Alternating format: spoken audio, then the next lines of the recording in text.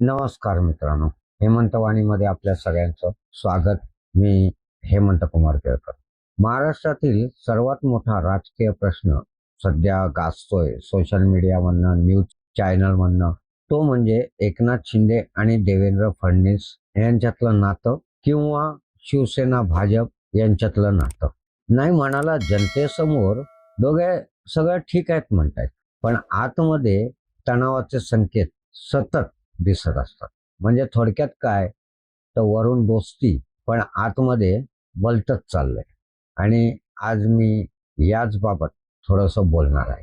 आपण मित्रांनो बघितलंच असेल की बऱ्याचशा सरकारी कार्यक्रमात, उद्घाटनात, बैठकांमध्ये हे दोन मोठे नेते एका स्टेजवर आलेले आपण बघितले असाल. पण जर बारकाईने बघितलं तर हे दोघेही एका स्टेजवर असतानाही एकमेकांसमोर बघत नाहीत.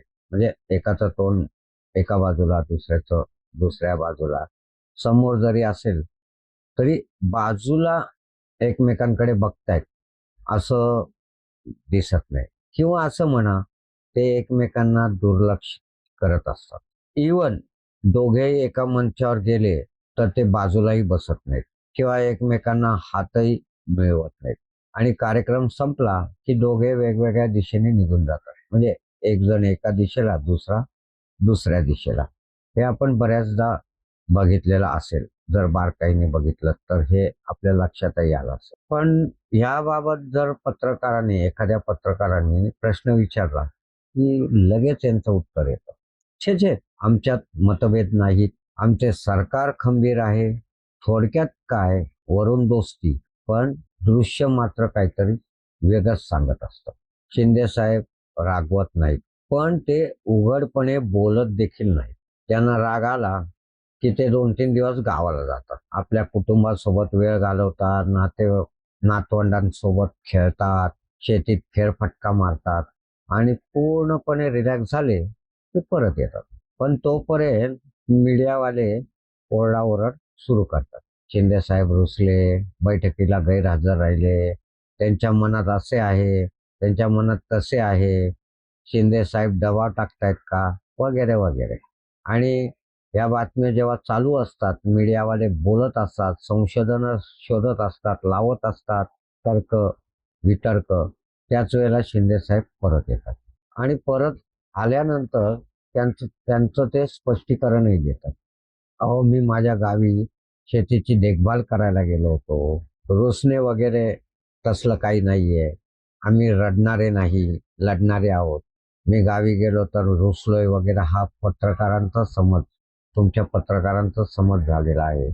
पण खरी नाराजी मनातून असते, पण ती शांत आणि संतुलित असते. पण ज्याला समजायचंय तो समजेल अशा पद्धतीत ती असते. असं म्हटलं तर ती अतिशयोक्ती बिलकुल होणार नाही. पण या उलट फडणवीस साहेबांची स्टाईल वेगळीच बघायला मिळते. ती म्हणजे फडणवीस साहेब लगेच प्रतिक्रिया देत नाहीत. ते त्यांची नाराजी मनात ठेवतात आणि योग्य वेळ येताच पाऊल टाकतात. पण त्यांची पावले समोरच्याला त्रासदायक आणि डोकेदुखीचे असतात, हे मात्र नक्की आहे. अगदी उदाहरणात सांगायची झाली तर विनोद तावडे, पंकजा मुंडे, एकनाथ खडसे यांची देता येते. हा, तावडेंच्या बाबतीत म्हटलं तर त्यांना थोडा त्रास कमी झाला, कारण दिल्लीश्वरांचा हात त्यांच्या डोक्यावर होता. ज्यांची राजकीय ताकद, मी जी नेते सांगितली यांची राजकीय ताकद कमी झाली. म्हणायला विनोद तावडे वाचले, कारण त्यांच्यावर दिल्लीश्वरांचा हात होता. पण यामुळे फडणवीसांची अशी प्रतिमा लोकांच्यात निर्माण झाली की फडणवीस नाराज झाले तर परिणाम हा नक्की दिसतो. मग आपल्याला प्रश्न पडला असेल ना, की मग शिंदे एवढे निर्धास्त कसे, बिनधास्त कसे? म्हणजे एकीकडे फडणवीसांसमोर उभं राहणं महाराष्ट्राला कठीण मानलं जात असताना शिंदे आत्मविश्वासाने फडणवीसांसमोर कसे येतात? त्यांच्या चेहऱ्यावर कधी भीती का दिसत नाही? स्वाभाविक आहे ना प्रश्न असा येणं. बरं, शिंदेमध्ये आत्मविश्वास कुठून येतो? तर याचे उत्तर सरळ आणि स्पष्ट आहे. अमित शहा आणि अप्रत्यक्षपणे नरेंद्र मोदी यांचा पाठिंबा शिंदेना जास्त आहे.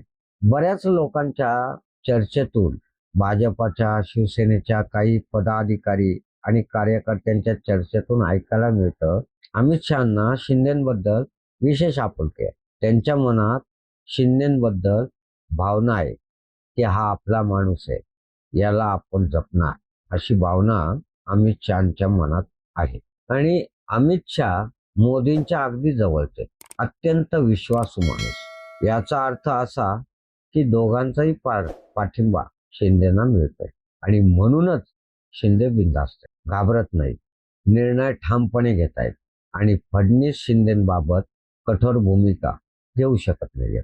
कदाचित म्हणून पॉवर बॅलन्स दोघात कायम राहताना दिसतो. नाही म्हणाला मध्ये आधे कधी फडणवीस साहेब थोडे टोमणे मारतात, थोडा राजकीय तणाव देखील निर्माण करतात, पण फडणवीस यापेक्षा जास्त काही करणार नाहीत किंवा त्यांच्याकडनं होणार नाही याची शाश्वती शिंदे साहेबांना आहे. म्हणून वरून सगळं ठीक, पण आतमध्ये ताण, अस्पष्टता असं जाणवतं. त्यामुळे वेगळीच राजकीय गणित आपल्याला बघायला मिळतात. फडणवीस शांत आणि तीक्ष्ण आहेत, तर शिंदे पण शांत आहे, आत्मविश्वासाने चालणारे आहेत. आणि या सर्वांच्या मागे दिल्लीचं मोठं चित्र आहे. पण हे समीकरण येत्या काळात महाराष्ट्रातील राजकारणात अनेक मोठे बदल घडवू शकतात किंवा आपल्याला ते बदल पाहायला निश्चित मिळतील असं मला वाटतं. आपल्याला काय वाटतं मित्रांनो, कमेंट करून नक्की सांगा. मी हेमंत कुमार केळकर आपली रजा घेतो. जाता जाता सर्व दर्शकांना विनंती आहे की व्हिडिओ आवडला असेल तर व्हिडिओला लाईक, शेअर आणि चॅनलला सबस्क्राईब करायला विसरू नका.